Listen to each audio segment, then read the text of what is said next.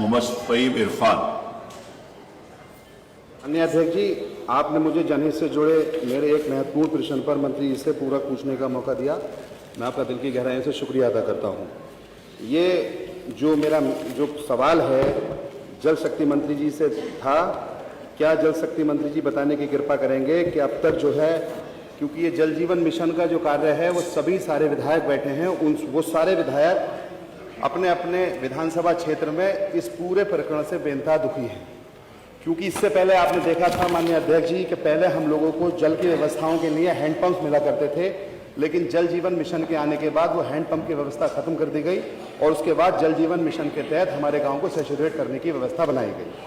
उसके बाद माननीय अध्यक्ष जी, हालात ये हुए कि जिन ठेकेदारों को काम दिया गया उन ठेकेदारों ने वो काम लेकर आगे काम सबलेट कर दिया और गांव के अंदर पूरे के पूरे जो सीसी के कार्य कराए गए थे या जो भी कार्य विकास के हुए थे वो उन ठेकेदारों ने पूरी तरीके से तोड़ दिए।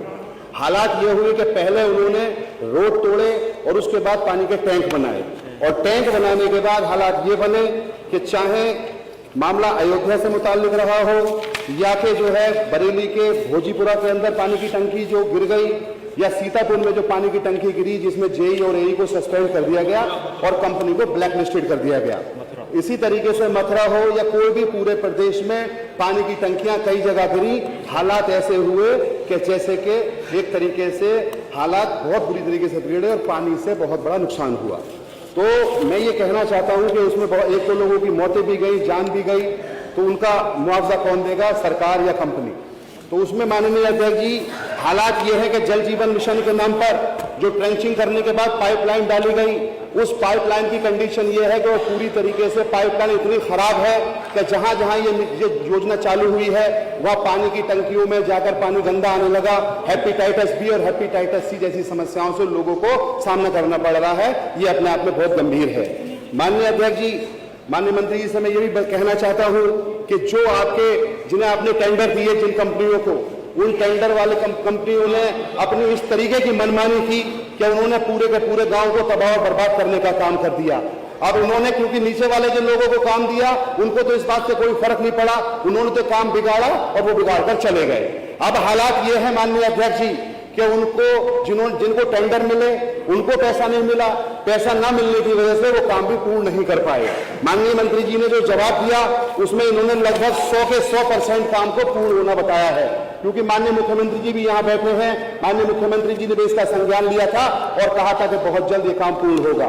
तो मैं माननीय अध्यक्ष जी आपके माध्यम से ये कहना चाहता हूँ कि माननीय मंत्री जी को जो ये जवाब दिया गया है कि 1,96,822 किलोमीटर के सड़कों के सापेक्ष 1,90,605 किलोमीटर सड़कों का पुनर्स्थापन कर दिया गया है, ये अपने आप में बिल्कुल गलत है और झूठ है। मैं अध्यक्ष जी आपके माध्यम से कहना चाहता हूं, क्या कोई कमेटी बनाई जाएगी, क्योंकि माननीय मुख्यमंत्री जी बैठे हैं, इसकी जांच कराई जाए और जिन अधिकारियों ने ये झूठा रिपोर्ट प्रस्तुत की है उसको हर हालत में माननीय मुख्यमंत्री जी के सामने रखा जाए और उनके खिलाफ दंडात्मक कार्रवाई की जाए। और माननीय अध्यक्ष जी, मैं आपके माध्यम से ये भी कहूंगा, क्योंकि जल जिन जिन जगह ये टंकी लगी है वहां पर पानी का प्रेशर इतना है। अभी समरपाल अंकल बता रहे थे कि जिस गांव में गए थे वहां पानी की बाल्टी जो है आधे घंटे में भरी जाती है, पानी पूरा नहीं भरा जा सकता। तो मैं माननीय अध्यक्ष जी आपके माध्यम से सीधे मंत्री जी से पूछना चाहूंगा, क्या सरकार ने जल जीवन मिशन से जुड़े विभिन्न कार्यों की गुणवत्ता चेक करने, विभिन्न स्तरों पर निगरानी करने के लिए टीम का गठन किया है? अगर नहीं किया है तो कब तक करेंगे?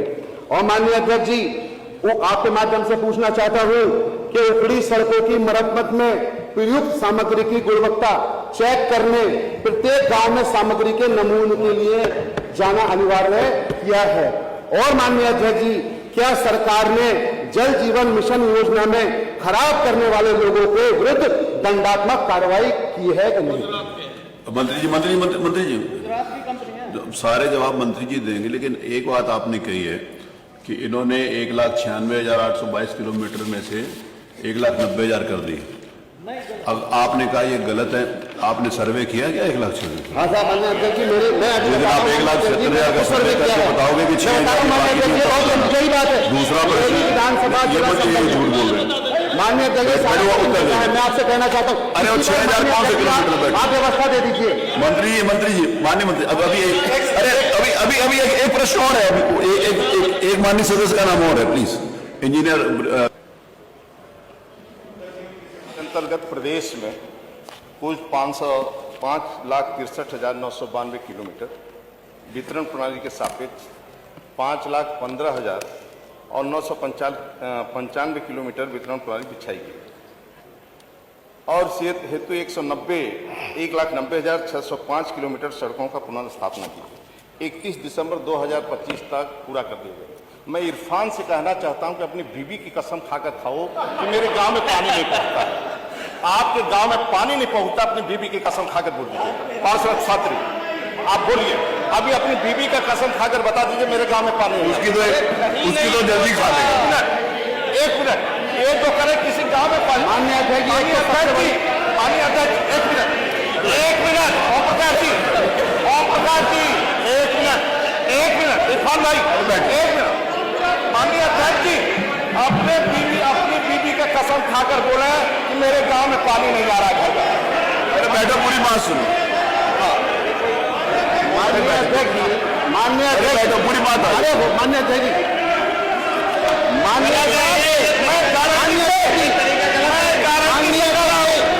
मैं गारंटी से करो आज ही रिजाइन कर दूंगा। एक इनके गांव में पानी नहीं पहुंच रहा होगा तो मैं गारंटी से कर रहा हूं, मैं गारंटी से कर रहा हूं। बता दें इरफान भाई पानी नहीं पहुंच रहा है।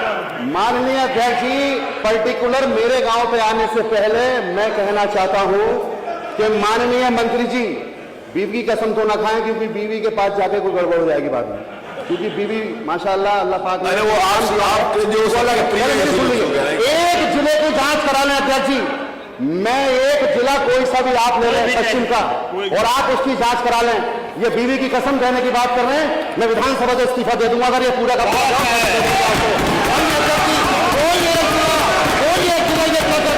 और माननीय मुख्यमंत्री जी बैठे थे, क्योंकि माननीय मुख्यमंत्री ने ये कहा था कि इस माननीय मुख्यमंत्री के सामने ये मामला आया था, इस वाले मामले में धांधली हुई है। पश्चिम का कोई एक जिला पकड़ ले माननीय अध्यक्ष, अगर दूर हो गया हो तो जो चाहे माननीय अध्यक्ष जी,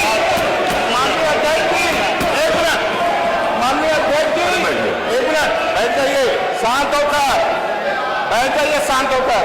माननीय अध्यक्ष जी, मोहम्मद इब्राहिमपुर के रहने वाले इरफान भाई प्रधान है साजिद जी, अभी फोन लगा के पूछ लीजिए पानी उसके गांव में पहुंच रहा है कि नहीं पहुंच रहा।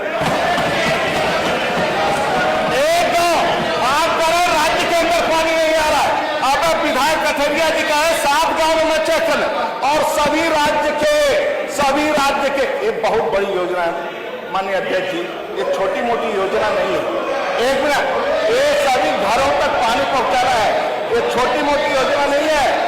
गांव में ट्रैक्टर ट्राली चलते हैं, नल तोड़ा जाता है, टोटी लगी टोटी तोड़ लेते हैं लोग, ये छोटी मोटी योजना नहीं है महाराज जी, ये अध्यक्ष जी ये काम। और मैं विश्वास के साथ कहता हूं, यदि कंपनी काम नहीं करेगी तो कंपनी जेल जाएगी। माननीय योगी सरकार है और कंपनी को काम करना पड़ेगा।